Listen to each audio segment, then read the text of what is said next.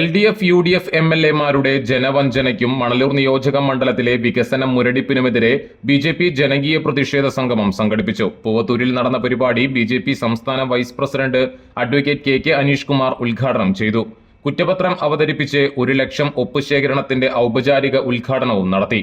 പരിപാടിയിൽ BJP എറണാകുളം മേഖലാ secretary Xavier Pallath, Thrissur city ജില്ലാ ഉപാധ്യക്ഷൻ പ്രവീൺ പറങ്ങനാട്ട്, സബീഷ് മരുതിയൂർ, സർജു തോയക്കാവ്, OBC മോർച്ച സംസ്ഥാന ജനറൽ സെക്രട്ടറി ബഗീഷ് പൂരാടൻ, ജില്ലാ പ്രസിഡന്റ് സുജിത് പാണ്ടാരിക്കൽ, BJP പാവറട്ടി മണ്ഡലം പ്രസിഡന്റ് MR വിശ്വൻ, മണലൂർ മണ്ഡലം president Dhaneesh KS, BJP Pavaratti panchayat അധ്യക്ഷൻ അഭിലാഷ് പോവിൽ എന്നിവർ സംസാരിച്ചു.